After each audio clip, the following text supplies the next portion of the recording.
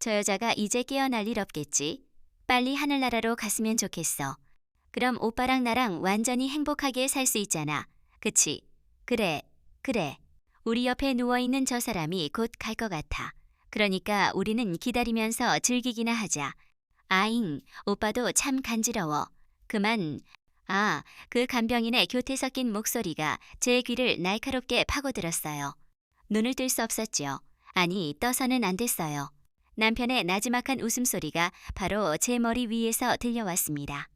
제 손을 잡고 여보 힘내라고 속삭이던 그 입술이 지금은 다른 여자의 입술을 탐하고 있었어요.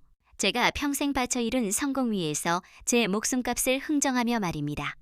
삑하고 규칙적으로 울리는 심박수 측정기 소리만이 죽은 듯 누워있는 제가 아직 살아있다는 유일한 증거였습니다. 그때 저는 지옥의 가장 깊은 곳에서 그렇게 처절한 복수를 맹세했어요. 모든 것은 한 달 전 그날부터 시작됐습니다. 그날도 저는 새벽 4시에 몸을 일으켰어요. 뼛속까지 스며든 곰탕 냄새가 이불 속에서도 희미하게 배어나왔죠. 40년 세월 남편, 박상철의 아내로 살아온 제 인생은 그 냄새와 같았습니다. 젊은 시절 친정어머니가 돌아가시며 제 손에 쥐어주신 낡은 공책 한 권에는 세상 어디에도 없는 비법 육수를 만드는 방법이 빼곡히 적혀 있었어요. 우리 어머니는 그 비법으로 저를 키워내셨고 저는 그 비법으로 제 남편을 키워냈습니다. 남편의 작은 식품 회사가 상철식품이라는 대기업으로 크는 동안 저는 단 하루도 가마솥 앞을 떠난 적이 없었어요. 남편의 성공은 제 성공이라 믿었고 그의 기쁨은 제 기쁨이라 여겼으니까요. 제 손마디가 남자처럼 굵어지고 허리가 끊어질 듯 아파오는 밤에도 저는 괜찮았습니다. 남편의 환한 얼굴, 아들의 든든한 모습만 보면 모든 고통이 눈 녹듯 사라지는 것 같았죠. 그날 아침 저는 여느 때처럼 정성껏 끓인 곰탕을 남편의 아침상에 올렸습니다. 뽀얀 국물 위에 파를 송송 썰어 띄우고 잘 익은 깍두기를 종지에 담아냈어요. 남편은 신문을 뒤적이며 숟가락을 들었지만 그의 시선은 신문이 아니라 거실 TV에 꽂혀 있었어요. 아침 방송에서 자수성가한 기업인 박상철 회장에 대한 다큐멘터리가 나오고 있었거든요. 상철식품의 성공 비결은 무엇보다 어머니의 손맛이라는 브랜드에 있습니다. 이 비법은 어떻게 탄생하게 된 것입니까? 앵커의 질문에 남편은 기다렸다는 듯 미소를 지으며 입을 열었어요. 네, 저희 어머니께서 생전에 음식 솜씨가 참 좋으셨습니다. 제가 어릴 적 가스레인지에 푹 끓여주시던 그 곰탕 맛을 잊을 수가 없어서 돌아가신 어머니를 그리워하는 마음으로 그 맛을 재현한 것이 지금의 어머니의 손맛이 되었습니다. 쿵, 심장이 아득한 곳으로 떨어지는 기분이었어요. 손에 들고 있던 행주를 저도 모르게 꽉 움켜쥐었어요. 그 사람이 말하는 어머니는 제 어머니였어요. 곰탕을 끓이다 화상 입은 제 팔뚝, 흉터를 볼 때마다 이 곰탕이 우리 집안을 살렸다며 눈물 짓던 우리 엄마 말입니다. 그런데 남편은 너무나 태연하게 제 어머니의 역사를 자신의 어머니 역사로 둔갑시키고 있었어요. 40년간 부엌에서 청춘을 바친 제 존재는 그 어디에도 없었어요. 저는 아무 말도 하지 못하고 부엌으로 돌아섰어요. 등 뒤로 남편이 만족스럽게 헛기침하는 소리가 들려왔어요. 서운하다는 생각조차 사치처럼 느껴졌어요. 그래, 다 회사를 위한 일인데 내 공을 내세워서 뭘 하겠어. 당신이 빛나면 된 거지. 그렇게 또 한 번 저는 스스로를 다독였어요. 제 속이 수덩이처럼 타 들어가는 줄도 모르고 말입니다. 설거지를 마치고 나오자 남편은 이미 옷을 차려입고 현관에 서 있었어요. 오늘은 중요한 계약이 있는 날이라며 아침부터 부산을 떨었죠. 저는 늘 하던 대로 그의 넥타이를 매만져 주었어요. 그때였어요. 남편이 인상을 찌푸리며 제게서 한 발짝 뒤로 물러섰어요. 아, 진짜 당신 몸에 밴 그 냄새 좀 어떻게 할 수 없어? 중요한 손님 만나러 가야 하는데 아침부터 재수없게 이게 뭐야? 순간 제 세상이 무너지는 것 같았어요. 재수없는 냄새. 제 희생과 헌신의 다른 이름이 고작 재수없는 냄새였다니. 40년 세월이 송두리째 부정당하는 기분이었어요. 눈물이 핑 돌았지만 저는 이를 악물고 참았어요. 제 눈물은 그 사람에게 그저 귀찮은 투정일 뿐이라는 것을 너무나 잘 알고 있었으니까요. 미안해요. 얼른 씻을게요. 제 대답에 남편은 혀를 차며 고개를 돌렸어요. 그리고 보란듯이 주머니에서 향수를 꺼내 온몸에 뿌려댔어요. 비싼 향수 냄새가 제 곰탕 냄새를 비웃으며 공기 중으로 흩어졌어요. 아, 그리고 오늘 오후에 공장에 좀 다녀와야겠어. 신제품 육수 배합에 문제가 생겼다니까. 당신이 직접 가서 확인 좀 해봐. 당신이 제일 잘 아니까. 남편은 마치 제게 큰 특권을 주는 것처럼 말했어요. 네, 그 비법은 저 말고는 아무도 몰랐어요. 남편조차 그 비법의 핵심은 알지 못했죠. 그것이 바로 제가 이 집안에서 유일하게 제 몫을 할 수 있는 이유이자 제 존재의 가치였어요. 알았어요. 점심 먹고 바로 가볼게요. 저는 힘없이 대답했어요. 남편은 그제야 만족스러운 표정으로 집을 나섰어요. 쾅 하고 닫히는 현관문 소리가 유독 제 가슴을 후벼 파는 것 같았어요. 혼자 남은 집은 텅 비어 있었어요. 저는 소파에 주저앉아 한참을 멍하니 앉아 있었어요. 재수없는 냄새라는 말이 독처럼 온몸에 퍼져나가는 기분이었어요. 억지로 몸을 일으켜 집안을 정리하기 시작했어요. 흐트러진 마음을 다잡는 데에는 몸을 움직이는 것만큼 좋은 게 없었으니까요. 현관을 정리하던 그때 남편의 골프 가방 한쪽 주머니가 제대로 닫히지 않고 살짝 벌어져 있는 게 눈에 들어왔어요. 무언가 삐죽 튀어나와 있었죠. 저는 무심코 그것을 안으로 밀어넣고 지퍼를 닫아주려 했어요. 그때 손끝에 닿은 빳빳한 감촉, 작은 사진이었어요. 웬 사진이지? 호기심에 사진을 꺼내본 순간 제 심장이 쿵 하고 내려앉았어요. 사진 속에는 젊고 예쁜 여자가 환하게 웃고 있었어요. 떨리는 손으로 가방 지퍼를 활짝 열어보았어요. 골프채 대신 깨끗하게 세탁된 여성옷 몇 벌과 비싼 화장품이 담긴 파우치가 들어있었어요. 마치 짧은 여행이라도 준비하는 사람처럼요. 심장이 철렁 내려앉았어요. 모르는 척 다시 지퍼를 닫았어요. 손끝이 파르르 떨려왔어요. 오후가 되었습니다. 저는 억지로 마음을 추스르고 공장으로 향하기 위해 차에 올랐어요. 남편의 말이 귀에 맴돌았어요. 당신이 제일 잘 알잖아. 그래, 이 비법만큼은 내 거야. 그 사람이 함부로 할 수 없는 나만의 거야. 그것이 저를 버티게 하는 유일한 자존심이었어요. 시동을 걸고 익숙한 길을 달렸어요. 시내를 벗어나 한적한 국도로 접어들었을 때였어요. 저 멀리 맞은편에서 커다란 덤프트럭 한 대가 달려오고 있었어요. 저는 대수롭지 않게 여기고 운전대를 잡았어요. 커브를 돌기 위해 브레이크에 발을 올리는 순간 등골이 서늘해졌어요. 푹 하고 꺼지는 느낌. 브레이크가 쑥 들어갔지만 차의 속도는 줄어들지 않았어요. 당황해서 다시 한번 브레이크를 힘껏 밟았지만 아무 소용이 없었어요. 고장난 게 분명했어요. 덤프트럭은 경적을 울리며 점점 더 가까이 다가오고 있었어요. 피할 곳도 멈출 방법도 없었어요. 공포에 질려 눈을 감는 마지막 순간 저는 보았어요. 제 차를 뒤따라오던 검은 세단 한 대, 그리고 그 차 운전석에 앉아 이쪽을 보며 싸늘하게 웃고 있던 남자. 그는 남편의 운전기사이자 신복이었어요. 쾅 하고 온 세상을 뒤흔드는 괴음과 함께 제 의식은 깊은 어둠 속으로 가라앉았어요. 의식의 저편에서 희미하게 소독약 냄새가 코끝을 찔렀어요. 눈꺼풀이 천근만근 무거웠어요. 온몸은 축축한 솜처럼 무겁게 가라앉아 있었고 손가락 하나 제 마음대로 움직일 수 없었어요. 여기가 어디인지, 제가 왜 여기 누워있는지 기억의 파편들이 머릿속을 어지럽게 헤집고 다녔어요. 굉음, 덤프트럭, 그리고 싸늘하게 웃고 있던 남편의 운전기사. 아, 사고. 그 모든 게 꿈이 아니었어요. 그때였어요. 문이 열리는 소리와 함께 익숙한 목소리가 제 귓속으로 파고들었어요. 의사 선생님, 제 아내는 어떻습니까? 제발 살려만 주십시오. 이 사람 없으면 저는 못 삽니다. 제발, 제발, 제 아내 좀 살려주십시오. 남편 박상철의 목소리였어요. 금방이라도 울음이 터질 듯 애절하고 절박한 목소리였죠. 의사는 그런 남편을 위로하며 제 상태를 설명했어요. 심한 충격으로 인한 혼수 상태. 언제 깨어날지 장담할 수 없다는 절망적인 이야기였어요. 저는 속으로 비명을 질렀어요. 나 여기 살아있다고, 다 듣고 있다고. 하지만 제 비명은 목구멍 안에서만 맴돌 뿐 밖으로는 새어나오지 않았어요. 의사가 나가고 병실 문이 닫히는 소리가 들리자 무거운 침묵이 흘렀어요.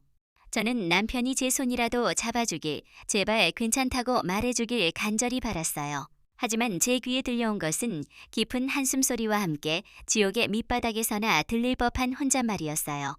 하, 지긋지긋한 팔자. 갈 거면 곱게 갈 것이지. 사람 피 말리게 이게 뭐야. 순간 제 심장이 얼어붙는 것 같았어요.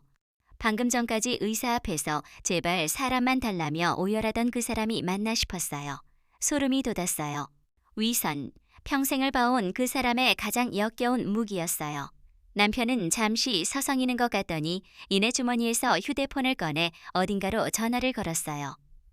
나야. 병원 상황 뭐 그냥 그래. 의사 말로는 가망이 없다는데 더 지켜봐야지. 아, 짜증나. 창립기념일이 코앞인데 일이 이렇게 꼬여서 어떡하냐. 당신은 오늘 저녁 약속 취소하지 말고 그대로 진행해. 나는 여기 좀 더 있다가 갈 테니까. 다정한 목소리. 골프 가방에서 보았던 그 젊은 여자가 틀림없었어요.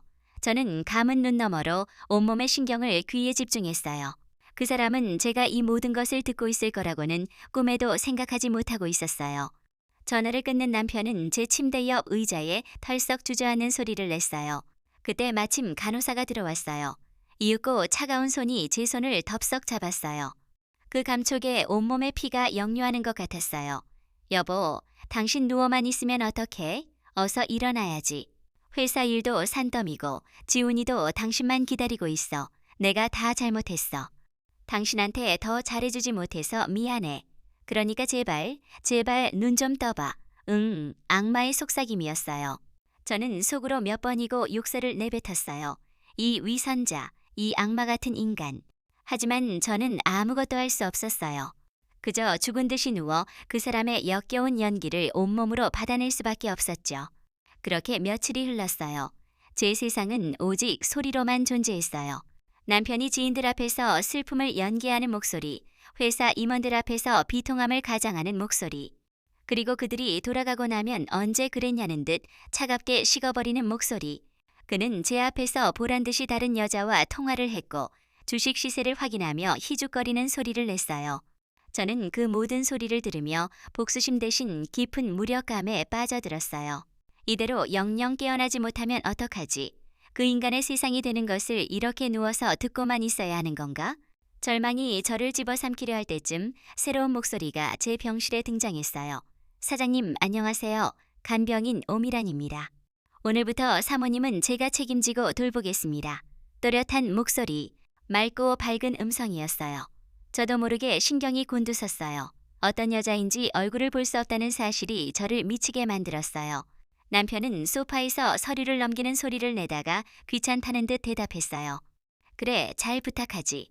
필요한 거 있으면 비서한테 연락하고. 네, 사장님 걱정 마세요. 미란이라는 여자는 상냥하게 대답하며 제게로 다가오는 발소리를 냈어요. 곧이어 제 팔다리를 주무르는 손길이 느껴졌어요. 그 손길은 능숙했지만 어딘지 모르게 기계적이었어요. 마치 비싼 도자기를 다루듯 조심스러우면서도 그 안에 어떤 온기도 담겨있지 않았어요. 그날 이후 오미란이라는 여자의 목소리가 제 세상에 추가되었어요. 그녀는 헌신적인 간병인이었어요. 적어도 소리만 들어서는 그랬어요. 정해진 시간에 제 몸을 닦아주고 자세를 바꿔주는 소리. 남편이 병실에 있을 때면 그녀의 헌신적인 목소리는 더욱 빛을 발했어요. 사장님, 식사는 하셨어요? 네네, 사모님만 지키시느라 기력이 쇠하셨을 텐데 제가 죽이라도 좀 끓여올까요? 사장님, 어깨가 많이 뭉치신 것 같아요. 제가 잠깐 주물러 드릴까요? 예전에 마사지를 좀 배웠거든요. 그녀는 남편의 그림자처럼 움직이며 그의 불편한 곳을 귀신같이 찾아내 챙겨주었어요. 처음에는 그녀의 목소리를 귀찮아하던 남편도 계속되는 정성에 조금씩 경계를 허무는 소리를 냈어요. 그는 간병인이 타주는 커피를 마시는 소리를 냈고 그녀가 어깨를 주물러주는 동안 잠시 편안한 숨을 내쉬는 소리를 내기도 했어요. 저는 그 모든 소리를 들으며 불안감에 휩싸였어요. 저 여자의 목소리는 단순한 친절이나 동정심이 아니었어요. 그것은 잘 짜인 각본처럼 아주 정교하고 계획적이었어요. 어느 날 저녁이었어요. 남편은 회사 일로 골머리를 앓는 소리를 냈어요. 중요한 계약이 틀어졌는지 그는 소파에 앉아 마른 세수를 하며 깊은 한숨을 내쉬고 있었어요. 병실에는 무거운 침묵이 흘렀어요. 그때 간병인이 조용히 그에게 다가가는 소리가 들렸고 차잔을 내려놓는 소리가 났어요. 사장님, 너무 상심하지 마세요. 큰일을 하시는 분들은 다 이런 고비를 넘기시더라고요. 따뜻한 위로의 말이었어요. 하지만 저는 들었어요. 그 목소리 끝에 매달린 미세한 교태를. 남편은 지친 목소리로 대꾸했어요. 당신이 뭘 안다고? 저는 잘 모르지만 사장님 목소리를 들으면 알 수 있어요. 절대 이대로 무너지실 분이 아니라는 걸요. 그리고 사장님 곁에는 사모님도 계시잖아요. 우리가 다 기운 내시라고 응원하고 있어요. 미라는 그렇게 말하며 무언가 부드러운 소리를 냈어요. 아마도 그녀의 손이 남편의 손등에 닿은 것이리라. 잠시 정적이 흘렀어요. 남편은 아무 말도 하지 않았어요. 거부하는 소리도 받아들이는 소리도 내지 않았어요. 그 침묵이 저에게는 천마디 말보다 더 공포스럽게 다가왔어요.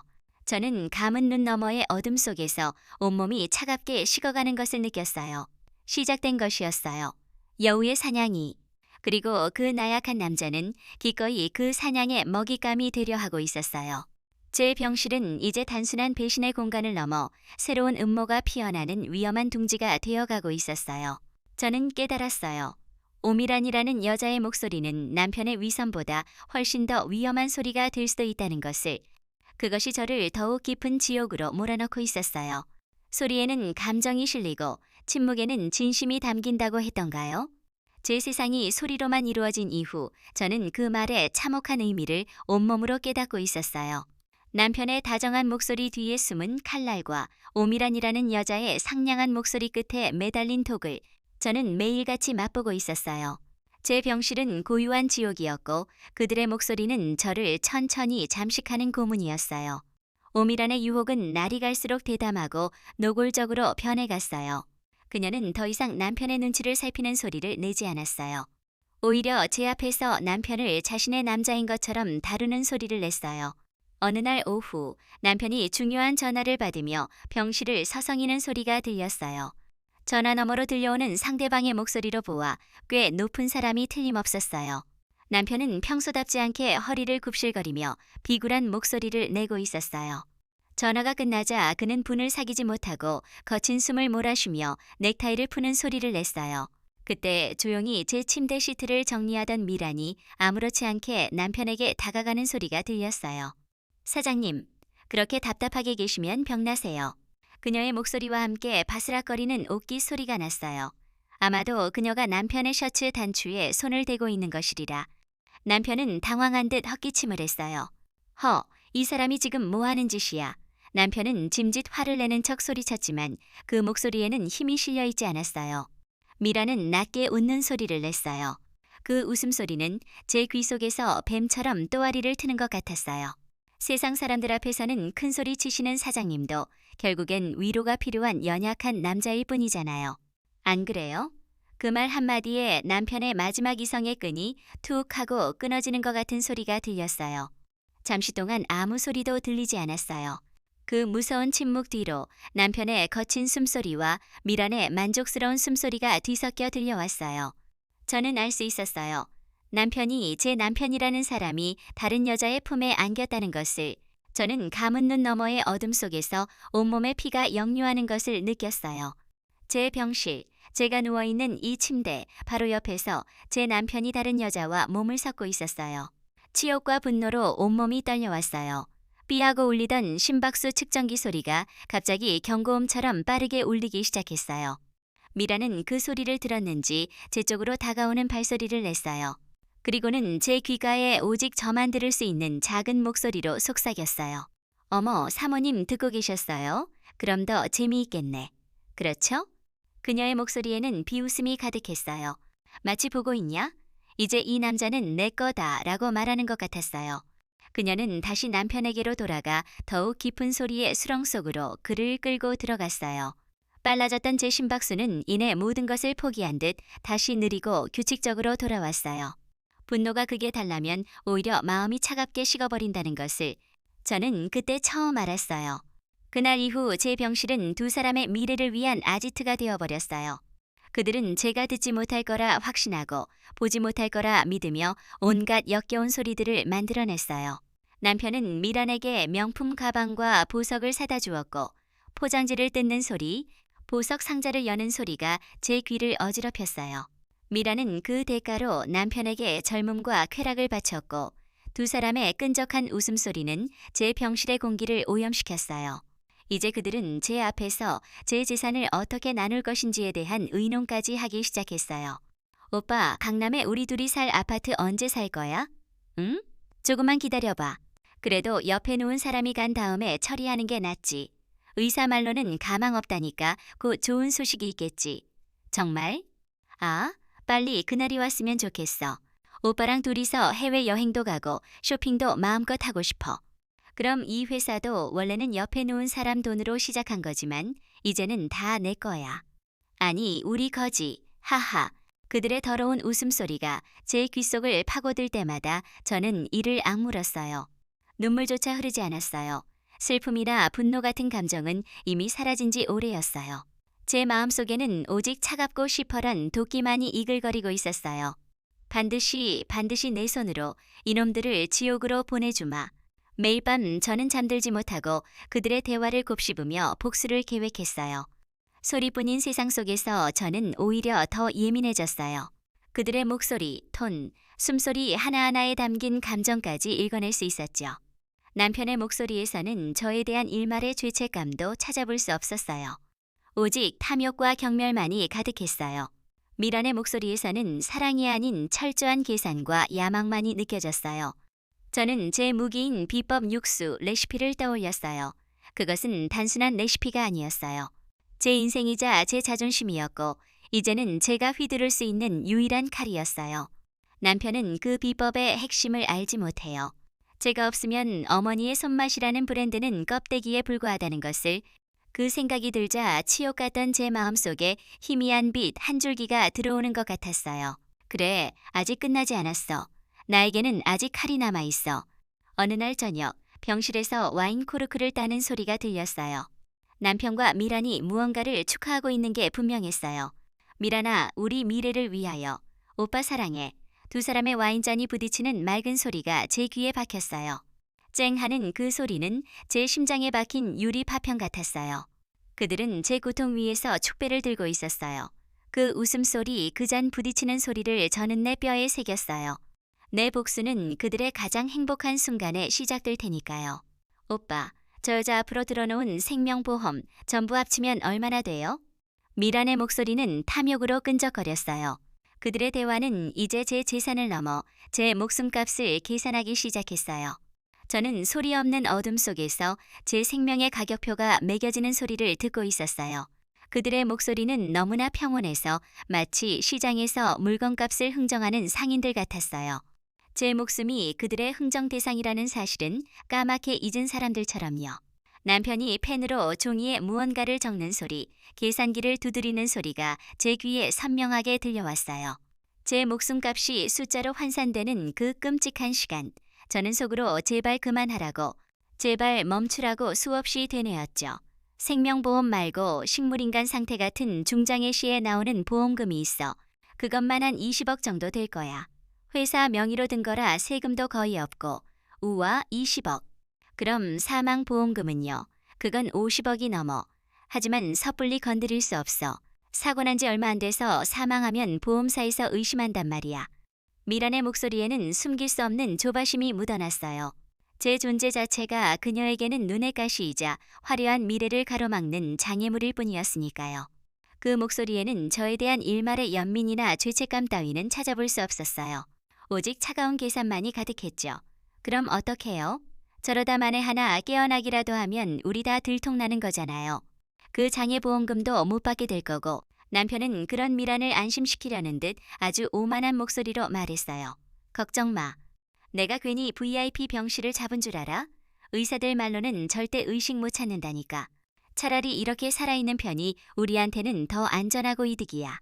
동정 여론 만들어서 회사 경영권도 완벽하게 장악하고 때가 되면 장애보험금 청구해서 목돈 챙기고 그러다 조용히 자연사처럼 보내면 사망보험금까지 깨끗하게 우리 차지가 되는 거지. 완벽한 시나리오 아니야?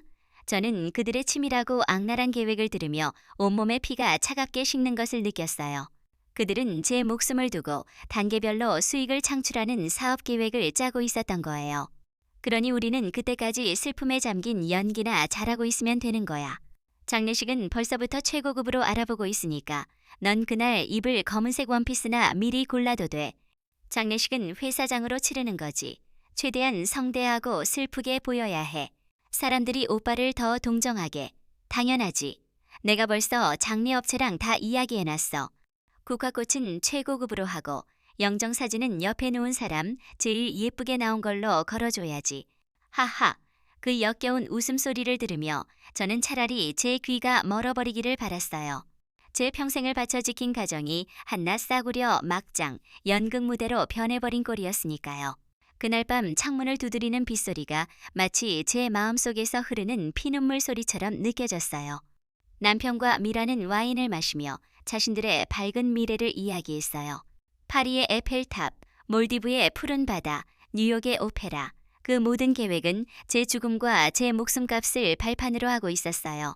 한참을 떠들던 미란이 문득 아주 순진하고 걱정스럽다는 듯한 목소리로 남편에게 물었어요. 근데 오빠, 생각할수록 이상해요. 사모님 운전 경력이 몇십 년인데 그렇게 허무하게 사고가 났다는 게 혹시 차에 무슨 문제가 있었던 건 아닐까요? 오빠가 워낙 큰 회사를 운영하시니까 혹시라도 오빠한테 앙심을 품은 사람이 사모님 차에 손을 댔다거나 그런 끔찍한 상상까지 들어요. 전 그냥 오빠가 걱정돼서 그래요. 저는 알 수 있었어요. 저것은 교활한 뱀이 혓바닥을 날름거리며 상대의 약점을 떠보는 소리라는 것을. 그녀는 남편을 떠보고 있었던 거예요. 사고의 진실에 대해, 그리고 제 남편이 얼마나 잔인한 사람인지에 대해. 남편은 미란의 순진한 걱정 뒤에 숨은 칼날을 눈치채지 못한 듯, 혹은 그녀에게 자신의 완벽한 계획을 과시하고 싶었던 듯 으쓱하는 목소리로 입을 열었어요. 그 목소리에는 어리석은 자부심마저 담겨 있었죠. 허튼 상상할 필요 없어. 당신 오빠가 그렇게 허술한 사람으로 보여. 모든 건 다 내 계획 안에 있었으니까. 네? 계획이라니요? 오빠, 그게 무슨 말씀하세요? 이제부터 당신은 아무것도 듣지 못한 거야. 남편은 그렇게 말했지만 그의 목소리에는 이미 자신의 범죄를 자랑하고 싶은 욕망이 가득했어요. 김기사 시켜서 완벽하게 처리했어. 폐차 직전 트럭, 손본 브레이크. 누구도 의심 못해. 그냥 비극적인 사고. 그걸로 끝이야. 경찰 조사도 그렇게 종결됐고. 저는 그 말을 듣는 순간 온몸에 피가 차갑게 식어버렸어요. 머릿속이 새하얘지고 아무런 생각도 할 수 없었어요. 사고가 아니었어요. 철저하게 계획된 살인이었어요. 제 남편이라는 사람이 40년을 함께 살아온 아내를, 자신의 아들의 어머니를 죽이려 했던 것이었어요. 하지만 사모님이 없으면 회사 비법은 어떡해요? 어머니의 손맛은 이제 끝나는 거 아니에요? 남편은 코웃음을 쳤어요. 그의 목소리에는 깊은 경멸과 뒤틀린 자격지심이 가득했어요. 아직 뭘 모르네. 그 국물 맛, 저 여자가 대단해서가 아니야. 내가 최고의 연구원들 데려다가 분석하면 99% 똑같이 만들 수 있어. 진짜 문제는 그게 아니라고. 그의 목소리가 낮고 어둡게 가라앉았어요. 저 여자가 살아 숨쉬는 한 나는 영원히 저 여자의 그림자일 뿐이야. 세상 사람들은 모두 내 어머니의 비법이라고 믿고 나를 대단한 사람으로 보지만 무슨 소용이야.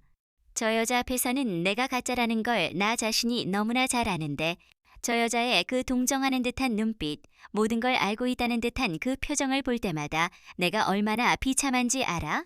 그랬던 것이었어요. 남편은 단지 돈 때문에 저를 죽이려 한 것이 아니었어요. 자신의 하찮고 뒤틀린 열등감, 세상의 모든 성공을 손에 쥐고도 단 한 사람, 바로 저에게서만큼은 진짜로 인정받지 못한다는 그 자격지심 때문에 저를 없애려 했던 거예요. 저 여자만 없으면 이 모든 성공 신화는 온전히 내 것이 되는 거야. 누구의 눈치도 볼 필요 없는 완벽한 내 역사. 그걸 위해서라면 50억 보험금은 그냥 보너스일 뿐이지. 미라는 그 악랄함에 감탄하는 듯한 목소리를 냈어요. 우와, 오빠 정말 대단하다. 그렇게 치밀하게 준비했다니 완전 범죄잖아요. 역시 큰일을 할 사람이야. 난 오빠만 믿을게. 당연하지. 걸림돌은 치워버려야 앞으로 나아갈 수 있는 거야. 넌 그냥 나만 믿고 따라오면 돼. 저 여자만 사라지면 이 모든 게 다 우리 거니까.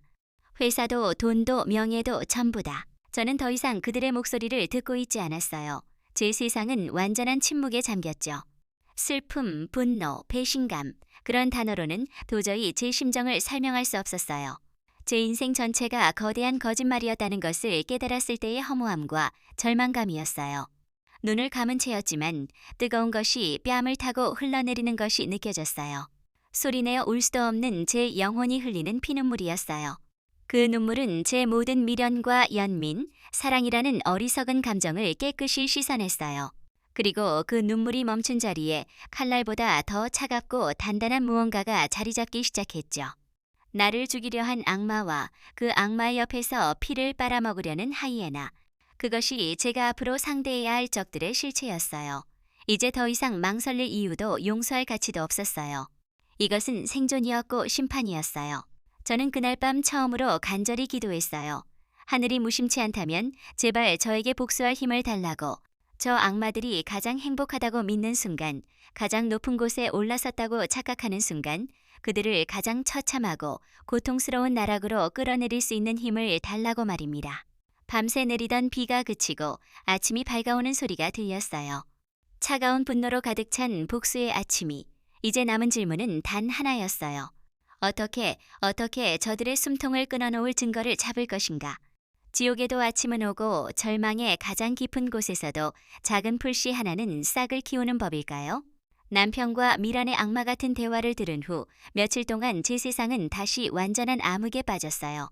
복수를 다짐했지만 손가락 하나 까딱할 수 없는 이 몸뚱이로는 할 수 있는 것이 아무것도 없었어요. 제 몸은 차가운 감옥이었고 제 영혼은 그 안에서 복수심으로 들끓는 죄수였죠. 그들의 역겨운 웃음소리와 제 목숨을 두고 벌이는 더러운 계획들을 들으며 저는 속으로 사귀고 또 사귀는 수밖에 없었어요. 증거를 잡아야 하는데 방법이 없었어요. 그러던 어느 날 제 차가운 감옥에 한 줄기 빛이 스며들었어요. 어머니, 저 왔어요. 지훈이에요. 아들이었어요. 제 하나뿐인 아들 박지훈. 유학을 마치고 돌아와 아버지 회사에서 경영 수업을 받고 있는 착하고 순진하기만 한 내 아들. 그 목소리를 듣는 순간 꽁꽁 얼어붙었던 제 심장이 아리하게 녹아내리는 것 같았어요. 제가 이 지옥에서 유일하게 믿을 수 있는 단 한 사람. 아들의 발소리가 제 침대 가까이 다가왔어요. 이윽고 따뜻한 손이 제 손을 조심스럽게 감싸주었어요. 남편의 차갑고 계산적인 손길과는 비교도 할 수 없는 진심 어린 온기였어요. 그 온기가 제 손등을 타고 팔을 지나 심장까지 천천히 전해지는 것 같았죠. 아, 살아있다는 감각이 이런 것이었나 싶었어요. 어머니, 힘내세요.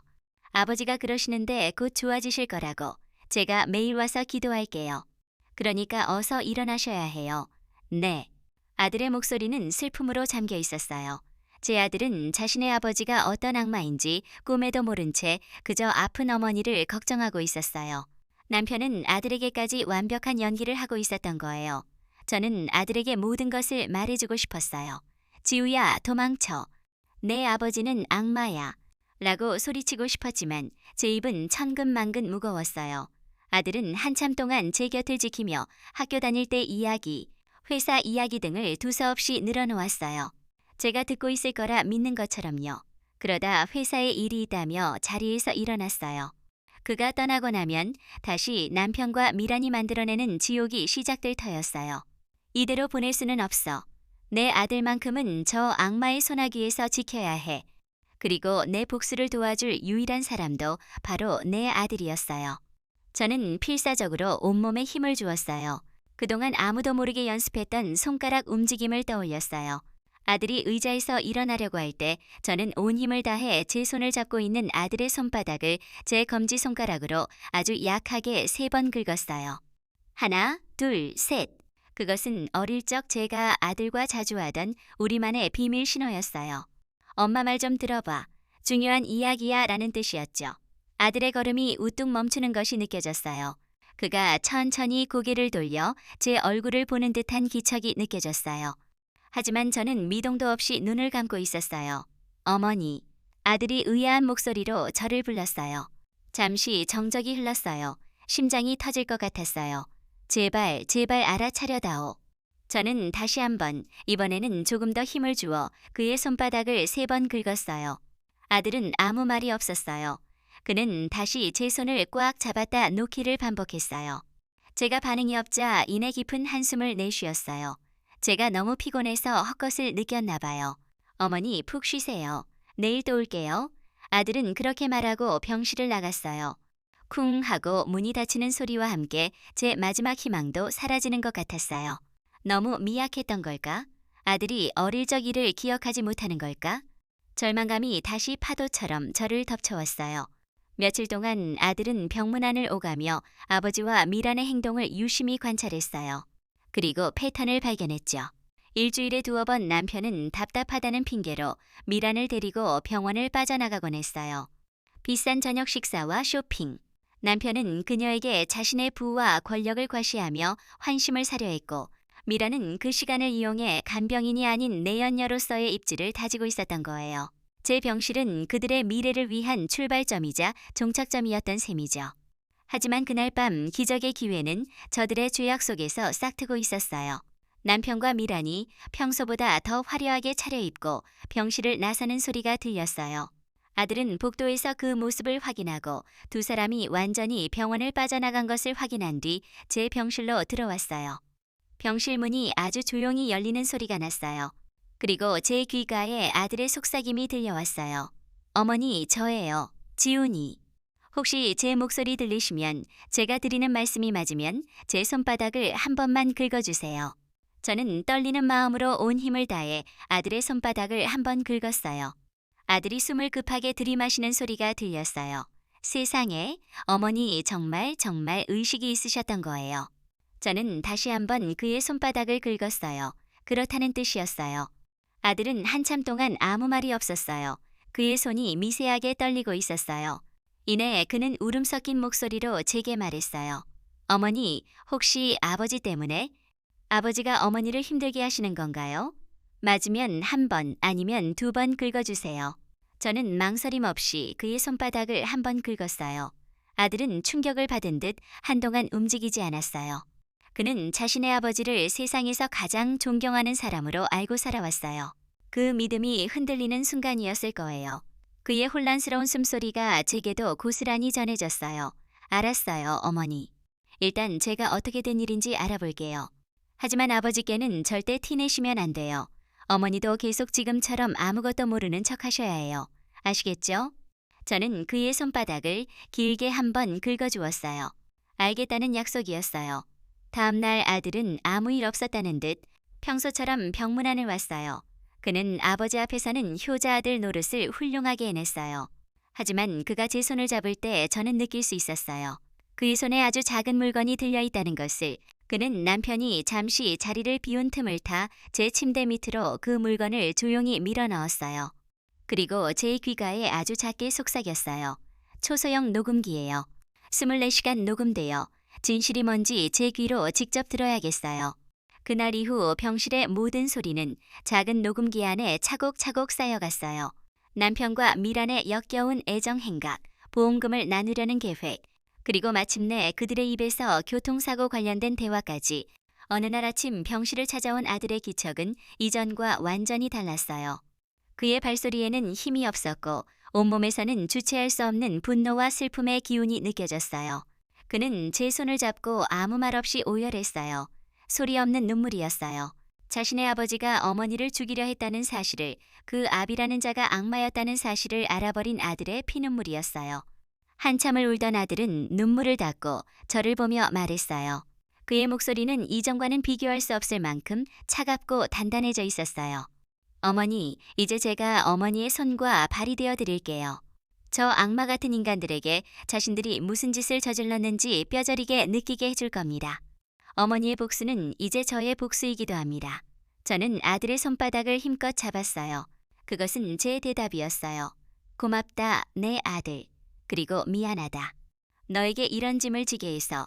그날 저희 모자의 비밀스럽고도 처절한 연대가 시작되었어요.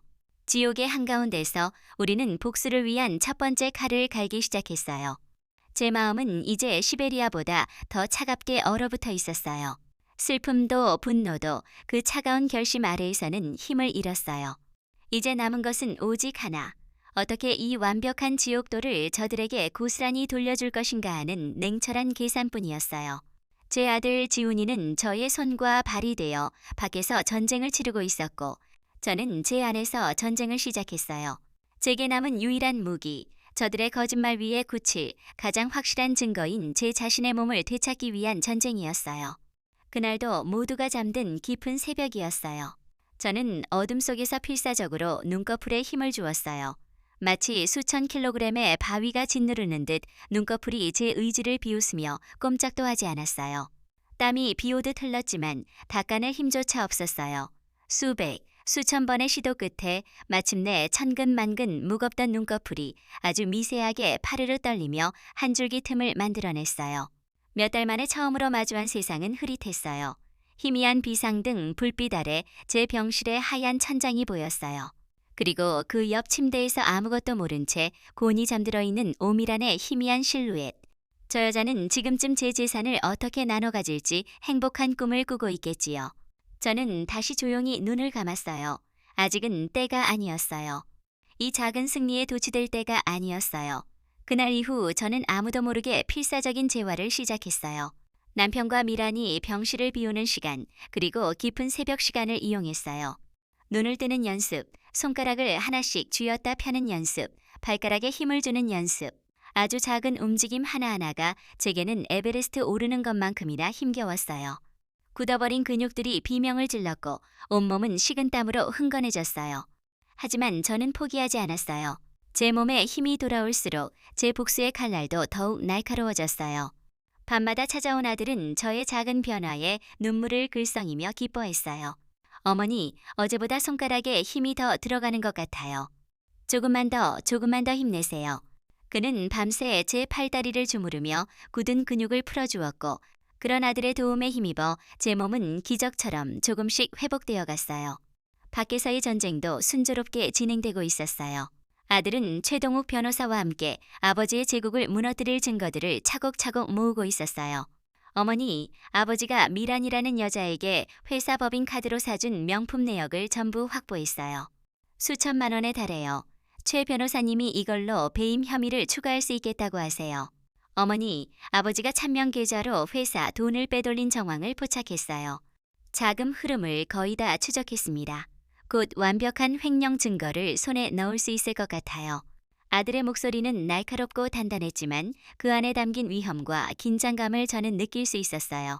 제 아들이 저 때문에 위험한 다리를 건너고 있었어요. 미안함에 가슴이 미어졌지만 저는 멈출 수 없었어요. 그러는 동안 남편과 미라는 아무것도 모른 채 자신들의 세상에 취해 있었어요. 그들은 제 병실에서 회사 창립 20주년 기념 파티 계획을 세우며 희죽거렸어요. 오빠, 이번 창립 기념일 파티 아주 성대하게 열어야 해. 호텔 전체를 빌리고 정치인 인사들도 다 부르고 기자들도 많이 불러서 오빠의 성공을 온 세상에 알려야지. 내가 옆에서 안주인처럼 딱 붙어 있을게. 당연하지. 이번 기념일은 옆에 놓은 사람 시대가 끝나고 우리 둘의 시대가 시작되는 것을 알리는 축제가 될 거야. 그들의 웃음소리를 들으며 저는 속으로 대답했어요. 그래, 축제는 맞을 거다. 하지만 그 축제의 주인공은 너희가 아닐 것이다. 너희의 파멸을 위한 피해 축제가 될 것이니 복수의 마지막 퍼즐 조각, 비법 레시피의 원본을 찾는 것은 제 몫이었어요. 저는 아들의 손바닥에 힘겹게 글씨를 썼어요. 방 자개장 아래 서랍 비단 주머니 열쇠. 아들은 그날 밤 우리 집으로 향했어요. 그는 우리 집 안방 어머니께서 시집 올 때 혼수로 가져오신 낡은 자개장, 가장 아래 서랍을 열었어요. 그 서랍 깊숙한 곳에 묻힌 낡은 비단, 주머니 안에 들어있던 작은 열쇠를 찾아냈어요. 그 열쇠는 제 방 벽에 걸린 친정어머니의 낡은 흑백 사진 액자 뒤 비밀 금고를 여는 열쇠였어요. 아들은 금고 안에서 기름종이에 쌓인 낡은 공책을 발견했어요. 제 어머니의 필체, 제가 덧붙여 적은 메모, 수십 년의 세월 동안 간장 자국과 눈물 자국이 고스란히 담겨있는 세상에 단 하나뿐인 원본이었어요. 공책과 함께 제가 이 비법을 어머니께 상속받았다는 사실을 증명하는 공증 서류와 남편이 저에게 비법의 소유권 및 모든 권리는 임순자에게 있다고 직접 서명했던 젊은 시절 각서까지들 있었어요. 다음날 아들은 그 모든 것을 들고 제게 왔어요. 그는 제 손에 낡은 공책의 감촉을 느끼게 해주었어요. 비록 눈으로 볼 수는 없었지만 제 어머니의 영혼과 제 인생이 담긴 그 공책의 무게가 손끝으로 전해져 왔어요. 어머니 다 찾았어요. 그리고 아버지를 매수했던 트럭 기사도 찾았어요. 지방에 숨어 지내고 있다군요. 최 변호사님이 곧 만나러 갈 겁니다. 아마 아버지가 약속한 돈을 제대로 주지 않은 모양이에요. 쉽게 입을 열 것 같습니다. 아들의 목소리는 승리에 대한 확신으로 가득 차 있었어요. 마침내 저는 아들의 부축을 받아 휠체어에 제 몸을 기댈 수 있게 되었어요. 다리에 힘이 풀려 덜덜 떨렸지만 저는 이를 악물고 버텼어요. 그렇습니다. 칼은 모두 준비되었어요. 살인미수 교사를 입증할 녹취록과 진술을 약속한 트럭기사, 탐욕을 증명할 횡령 장부와 법인카드 사용 내역, 그리고 제 모든 것을 되찾아줄 비법, 레시피의 원본과 각서까지, 그리고 이 모든 것을 휘두를 제 임순자가 있었어요. 남편과 미란이 화려한 축제를 준비하는 동안 저희는 그 축제의 무대 위에서 터뜨릴 가장 강력하고도 치명적인 폭탄들을 조립하고 있었어요. 이제 남은 것은 단 하나. 바로 그들이 가장 행복하고 가장 높은 곳에 올라섰다고 믿는 그 순간, 회사 창립 20주년 기념일, 수많은 사람들과 카메라 앞에서 그들의 추악한 가면을 벗겨버리는 것. 그것이 제 복수의 첫 장이 될 것이었어요. 결전의 날 아침이 밝았어요. 창밖으로 스며드는 햇살은 유난히 눈부셨지만 제 마음속은 폭풍전처럼 고요하고 차가웠어요. 오늘 모든 것이 끝장나거나 모든 것이 새로 시작될 거예요. 지난 몇 달간 제 귀를 고문했던 그들의 목소리, 저를 죽음의 문턱까지 몰고 갔던 그들의 음모, 그 모든 것에 대한 심판이 내려지는 날이었어요. 아들 지훈이가 평소보다 이른 시간에 병실을 찾았어요. 그의 얼굴에는 긴장감과 함께 굳은 결의가 서려 있었어요. 그는 제 손을 잡고 아무 말 없이 제 손등에 글씨를 썼어요. 준비 완료. 저 역시 그의 손바닥을 힘껏 쥐어주었어요. 최 변호사의 도움으로 저는 병원의 모든 눈을 피해 조용히 휠체어에 몸을 실었어요. 몇 달 만에 처음으로 느껴보는 바깥 공기는 차가웠지만 오히려 정신이 맑아지는 기분이었어요. 저는 이제 더 이상 침대 위에 누워 소리만 듣던 무력한 인형이 아니었어요. 저는 제 손으로 직접 지옥의 문을 열기 위해 심판의 장으로 향하고 있었어요. 같은 시각 파티가 열리는 호텔의 연회장은 온갖 화려함으로 가득 차 있었어요. 거대한 샹들리에가 보석처럼 빛나고 있었고 테이블마다 놓인 우아한 꽃들과 최고급 샴페인이 넘실거렸어요.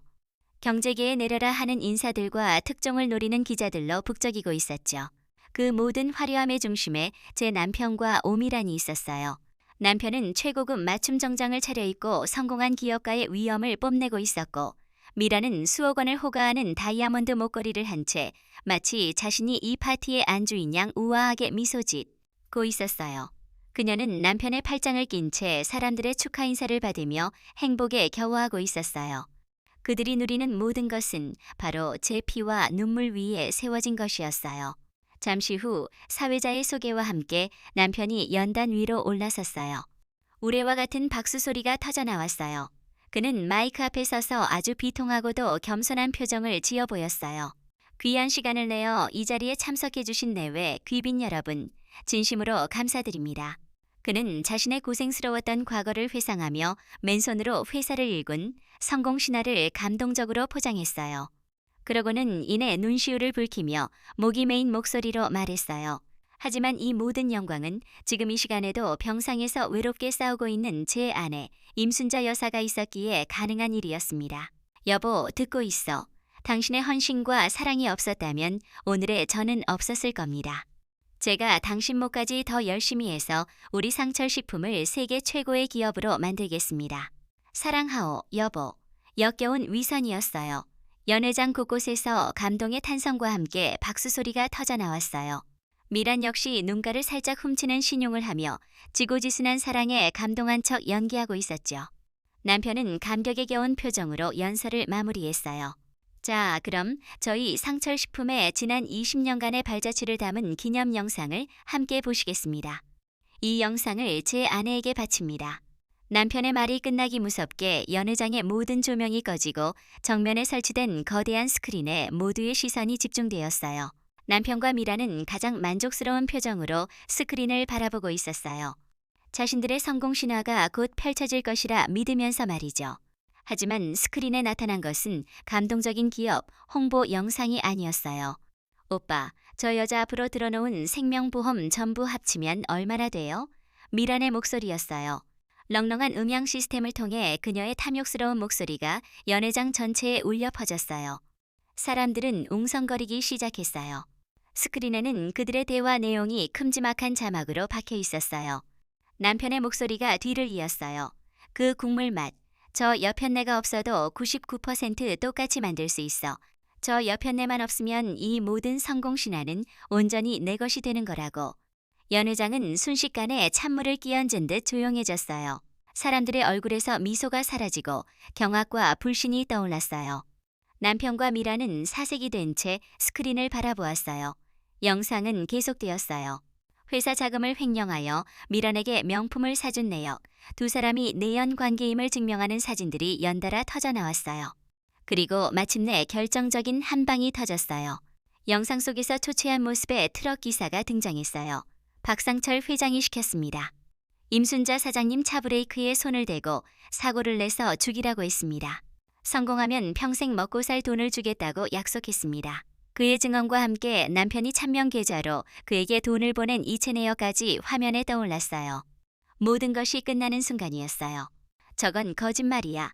조작된 거라고. 남편이 마이크를 잡고 미친 사람처럼 소리쳤지만 아무도 그의 말을 믿지 않았어요. 기자들의 카메라 플래시가 미친 듯이 터졌고 연회장은 아수라장이 되었어요. 바로 그때였어요. 최 변호사가 연단 위로 올라섰어요. 조작이라고 하셨습니까? 박상철 회장님. 여기 당신의 목소리가 담긴 녹취록, 원본과 당신이 직접 서명한 각서 원본이 있습니다. 당신이 아내 임순자 여사에게 모든 비법의 권리가 있다고 인정한 각서 말입니다. 최 변호사의 말이 끝나기 무섭게 연회장 뒷문이 활짝 열렸어요. 경찰들이 들이닥쳤어요. 박상철 씨, 살인미수 교사 및 특정 경제범죄 가중처벌법상 횡령 혐의로 긴급 체포합니다. 경찰들이 남편에게 수갑을 채웠어요. 미라는 비명을 지르며 도망치려 했지만 다른 경찰들에게 길이 막혔어요.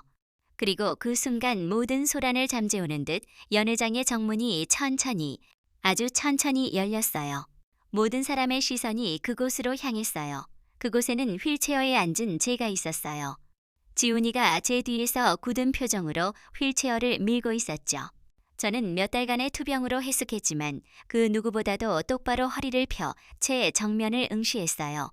제 눈빛은 차갑고도 강렬하게 수갑을 찬 채 이쪽을 바라보는 남편에게로 향했어요. 남편의 얼굴이 공포와 불신으로 하얗게 질려갔어요. 그는 마치 유령이라도 본 사람처럼 저를 보며 뒷걸음질 쳤어요. 저는 그를 향해 아주 희미하게, 그러나 그 누구보다도 강렬하게 미소 지어 보였어요. 여보, 파티는 즐거웠소. 이제부터가 내가 당신을 위해 준비한 진짜 축제의 시작이요. 그 답은 이미 정해져 있었어요. 파티는 끝났어요. 화려했던 샹들리에 불빛은 꺼졌고 최고급 샴페인이 넘실대던 자리에는 깨진 유리 조각과 사람들의 경황만이 뒹굴고 있었어요. 그 아수라장을 뒤로하고 병실로 돌아왔을 때 저는 몇 달 만에 처음으로 TV를 켰어요. 화면 속에서는 방금 전 제가 일으킨 폭풍이 생중계되고 있었어요. 수갑을 찬 채 끌려나가는 남편의 망연자실한 얼굴, 기자들을 향해 비명을 지르며 발버둥치는 오미란의 추한 모습. 저는 휠체어에 앉아 그 모든 광경을 무표정하게 아주 오랫동안 지켜보았어요. 통쾌함보다는 지독한 허무함과 함께 앞으로 가야 할 길이 더 멀다는 차가운 현실감이 저를 지배하고 있었어요. 그 시각 남편과 오미라는 각각 다른 취조실에서 자신들의 파멸을 마주하고 있었을 거예요. 제 눈으로 직접 보지 않아도 그들의 모습이 머릿속에 선명하게 그려졌어요. 남편은 처음에는 오만함을 잃지 않았겠죠. 지금 나한테 무슨 짓을 하는지 알고 있어? 내가 누군지 알아. 당장 내 변호사 불러. 이건 명백한 명예훼손이고 음모야. 그는 책상을 내리치며 고함을 질렀을 거예요. 하지만 형사가 그의 앞에 녹취록, 전문가 트럭 기사의 자백서, 그리고 수억 원의 횡령 증거 자료들을 펼쳐놓는 순간 그의 기세는 꺾이기 시작했을 거예요. 그는 이 모든 것이 그가 숨만 붙어있는 인형이라고 여겼던 제가 꾸민 일이라는 것을 믿을 수 없다는 표정으로 서류들을 몇 번이고 다시 읽었겠죠. 그리고 이내 그의 오만함은 두려움은 곧 살기 위한 발버둥으로 변해갔을 거예요. 그 여자가 임순자가 어떻게, 그는 혼잣말을 되뇌며 무너져 내렸을 테죠. 한편 오미라는 달랐을 거예요. 그녀는 취조실에 들어서는 순간부터 눈물부터 쏟아냈겠죠. 저는 아무것도 몰라요. 억울해요. 다 박상철 회장님이 시켜서 한 일이에요. 저는 그저 회장님을 사랑했을 뿐이에요. 저도 피해자라고요. 그녀는 자신의 젊음과 미모를 무기 삼아 가련한 피해자를 연기하며 모든 죄를 남편에게 떠넘기려 했을 거예요. 사랑을 속삭이던 두 사람은 이제 서로의 죄를 떠넘기며 살아남기 위해 서로를 물어뜯는 짐승으로 변해 있을 터였어요. 그것이 바로 제가 그들에게 내려준 첫 번째 지옥이었어요. 서로를 믿지 못하고 서로를 의심하며 서로를 파멸시키는 지옥. 제 병실은 더 이상 감옥이 아니었어요. 그곳은 이제 제 복수를 위한 완벽한 전쟁 상황실이 되어 있었어요. 최 변호사와 아들 지훈이가 제 침대 옆을 지키고 있었어요. 저는 이제 더 이상 손가락으로 신호를 보내지 않았어요. 대신 똑바로 그들의 눈을 바라보며 제 뜻을 전달했어요. 어머니, 괜찮으세요? 오늘 너무 무리하셔서. 아들이 걱정스러운 눈빛으로 저를 바라보았어요. 그의 얼굴에 드리운 근심을 저는 이제 제 눈으로 직접 볼 수 있었어요. 저는 몇 달 만에 처음으로 제 의지로 많은 감정을 쏟아낸 탓에 온몸의 기력이 빠져나가는 것을 느꼈어요. 하지만 정신은 그 어느 때보다 또렷했어요. 저는 제 뜻을 전하기 위해 힘겹게 입을 열었어요. 목소리는 쇠소리처럼 거칠고 작았지만 제 의지를 담기에는 충분했어요. 제 활 더 강하게. 복수는 이제 시작일 뿐입니다. 저들에게 빼앗긴 모든 것을 되찾으려면 저는 제 두 발로 다시 일어서야만 했어요. 최 변호사가 제 의지를 알아차리고 입을 열었어요. 그의 눈에는 존경심마저 서려 있었어요. 어머니의 의지가 대단하시군요. 좋습니다. 지금부터는 속도전입니다. 박상철은 어떻게든 법망을 빠져나가려 할 겁니다. 그가 제기할 기회를 주어서는 안 됩니다. 법적인 압박과 동시에 그의 돈줄과 권력의 기반인 회사를 완벽하게 장악해야 합니다. 최 변호사의 말에 지훈이가 결의에 찬 목소리로 대답했어요. 제가 하겠습니다. 회사는 제가 지키겠습니다. 어머니. 저는 아들의 손을 힘껏 잡아주었어요. 고맙고 미안하고 그리고 대견했어요. 우리의 다음 계획은 상철식품의 경영권을 되찾는 것이었어요. 저는 여전히 회사의 대주주였어요.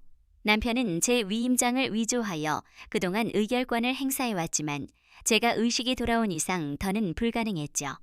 최 변호사가 구체적인 전략을 설명했어요. 우선 임시주주총회 소집을 요구할 겁니다.